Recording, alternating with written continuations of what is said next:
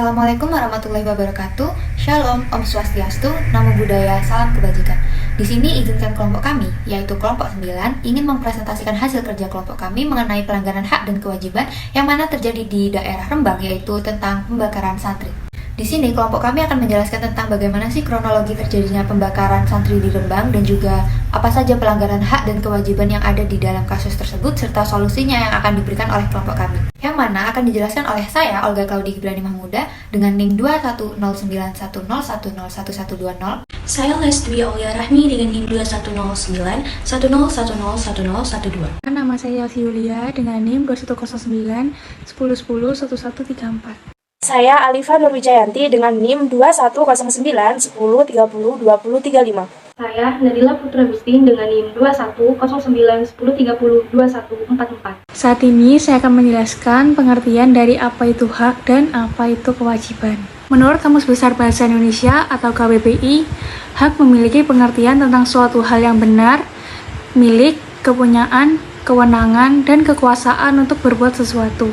Namun, secara umum, hak merupakan segala sesuatu yang harus didapatkan oleh setiap orang sejak lahir dan harus terpenuhi. Sedangkan menurut Kamus Besar Bahasa Indonesia, pengertian kewajiban yaitu segala sesuatu yang harus dilakukan atau dilaksanakan.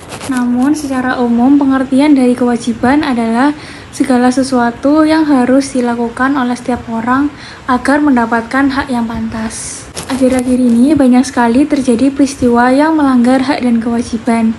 Salah satunya yaitu peristiwa pembakaran santri di Rembang, Jawa Tengah, di mana pelaku membakar korban secara hidup-hidup sehingga korban meninggal dunia. Di sini saya akan menjelaskan mengenai kronologi tindak kriminal dari pembakaran santri di Rembang. Awal mula peristiwa tersebut terjadi yaitu pada hari Minggu 14 Agustus tahun 2022, di mana sang pelaku merupakan seorang petugas keamanan pondok dan juga sebagai petugas penyitaan handphone para santri termasuk korban.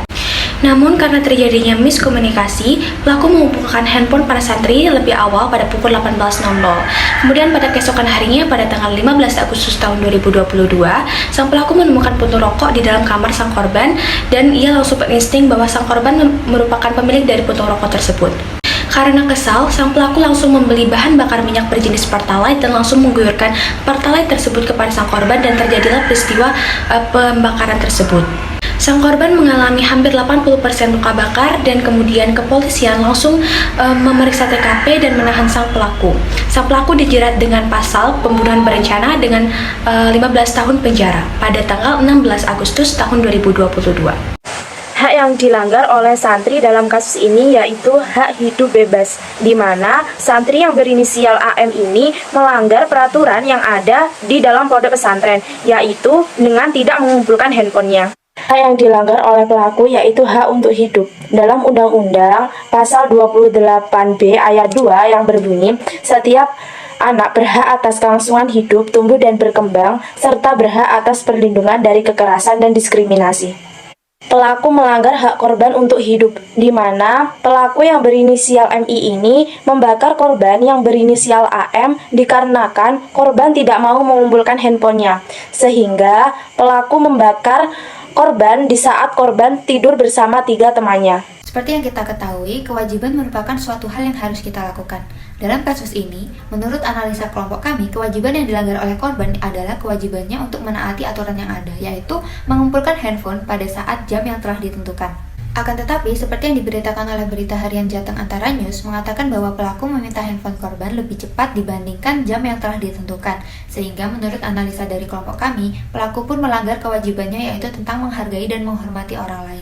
Di sini terjadi kesalahpahaman antara pelaku dan korban yang menyebabkan pelaku tersulut emosi sehingga memiliki ide untuk membakar korban. Pelaku seharusnya tidak melakukan hal yang semena-mena terhadap korban karena kita sebagai manusia harus saling menghormati dan juga saling menghargai satu sama lain.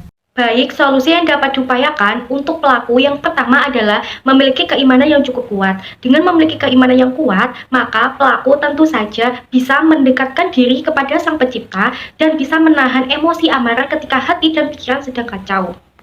Yang kedua, selalu berpikir positif serta menceritakan masalah yang dialami kepada orang yang tepat agar dapat dicari solusinya sehingga pembakaran itu tidak akan terjadi.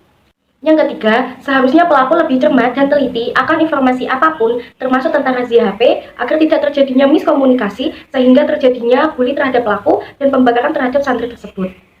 Selanjutnya, solusi yang dapat diupayakan untuk korban yang pertama adalah seharusnya korban mengikuti saja aturan tentang razia HP tersebut meskipun waktu yang telah ditentukan untuk razia diajukan, atau mungkin korban bisa menanyakan alasan kenapa razia HP tersebut diajukan dari jam biasanya tanpa adanya emosi atau bully.